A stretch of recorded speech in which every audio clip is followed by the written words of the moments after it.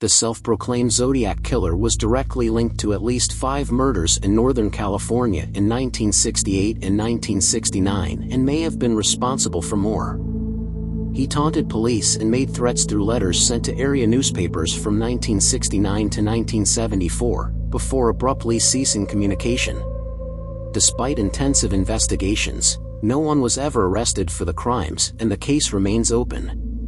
The mystery surrounding the murders has been the subject of numerous books and movies, including director David Fincher's acclaimed 2007 feature Zodiac.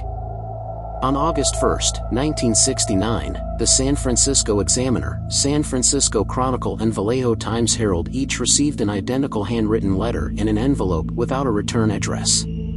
Beginning, "Dear Editor, I am the killer of the 2 teenagers last Christmas at Lake Herman." The letters contain details from the Zodiac killer's murders that only the killer could have known. The killer went on to threaten further attacks if the letters weren't printed on the front page of the papers. Each letter closed with a symbol consisting of a circle with a cross through it, in what would come to be known as the Zodiac killer's symbol. The letters were also each accompanied by one part of a 3-part cipher that he claimed contained his identity. While Bay Area police departments, with the support of the FBI, worked feverishly to track down the killer, another letter soon arrived at the San Francisco Examiner. Beginning, "Dear Editor, this is the Zodiac speaking." It also described the murders in detail and taunted police for not having been able to crack his code or catch him. Several days later, high school teacher Donald Hardin and his wife, Betty, were able to solve the cipher. "I like killing people because it is so much fun," it read. "It is more fun than killing wild game in the forest because man is the most dangerous animal of all." 3 days after the 4th known Zodiac killing, the 1969 murder of taxi driver Paul Stine, the San Francisco Chronicle received a letter claiming the crime.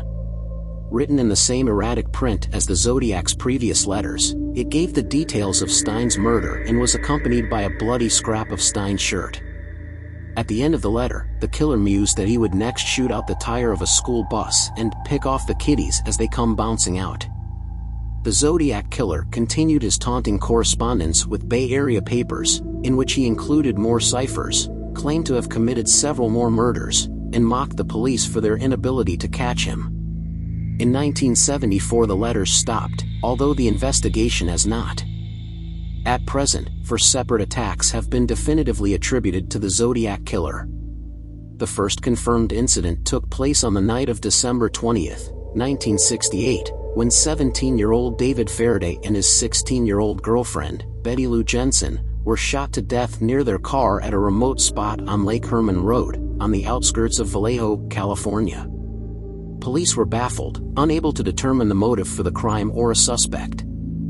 Early in the morning of July 5, 1969, Darlene Farron, age 22, and her boyfriend, Mike Majo, age 19, were sitting in parked car in a similarly remote Vallejo location when they were approached by a man with a flashlight. The figure fired multiple shots at them, killing Farron and seriously wounding Majo. Within an hour of the incident, a man called the Vallejo Police Department, giving them the location of the crime scene and claiming responsibility for both that attack and the 1968 murders of Faraday and Jensen. Despite evidence that included fingerprints, Majo's description, the decoded cipher and a wave of tips and leads, police were unable to track down the Zodiac killer. On the evening of September 27, 1969, he struck again, approaching young couple Cecilia Shepard and Brian Hartnell as they relaxed on an isolated part of the shore of Lake Berryessa in Napa County. Wearing a hood and a shirt bearing a circle cross symbol, he tied them up before brutally stabbing them, scrawling a message for police on their car door and leaving the scene. He then called the Napa Police Department to claim responsibility.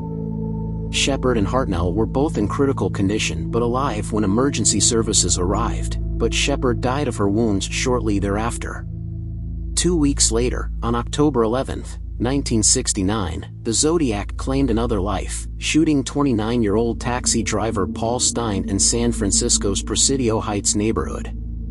As the murder did not seem to fit the Zodiac's pattern, it was initially deemed a robbery until the San Francisco Chronicle received a letter claiming the crime. At least 5 other murders have been tentatively linked to the Zodiac killer, including the 1963 shooting of Robert Domingos and Linda Edwards near Santa Barbara, California, and the 1966 stabbing death of college student Sherry Jo Bates in Riverside, California. With descriptions from witnesses who had seen a man leaving the scene of Paul Stine's 1969 murder, police were able to create and circulate a composite sketch of the killer. But despite mounting evidence and the investigation of numerous suspects, the Zodiac remained at large. In both the known and presumed Zodiac murders, no suspect has ever been arrested.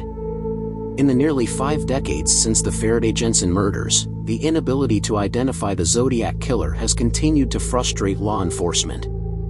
The mystery surrounding the Zodiac case also continues to fascinate the public and has inspired more than its fair share of theories regarding the killer's identity. Ranging from plausible to crackpot, these include the claims that he was Unabomber Ted Kaczynski or convicted murderer Charles Manson, or that he eventually moved to Scotland and committed more murders there before finding happiness and giving up his wicked ways. Arthur Lee Allen. True crime author and former San Francisco Chronicle cartoonist Robert Graysmith wrote 2 separate works on the killer, 1980 SIX's Zodiac and 2002's Zodiac Unmasked, ultimately identifying a man named Arthur Lee Allen as the most likely suspect. Allen died in 1992, however, and was never conclusively connected to any of the murders. Earl Van Best Jr.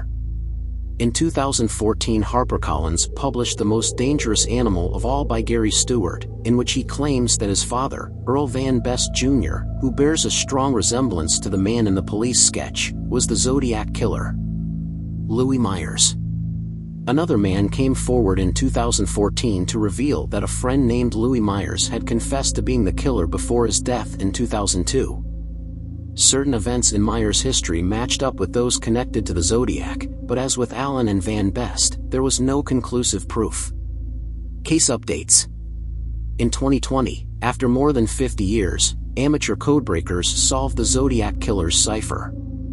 The decoded message read, "I hope you are having lots of fun and trying to catch me. That wasn't me on the TV show, which brings up a point about me. I am not afraid of the gas chamber because it will send me to paradise all the sooner because I now have enough slaves to work for me where everyone else has nothing when they reach paradise, so they are afraid of death. I am not afraid because I know that my new life will be an easy one in paradise death." In October 2021, a team of 40 former law enforcement investigators called the Casebreakers claimed to have identified the Zodiac killer.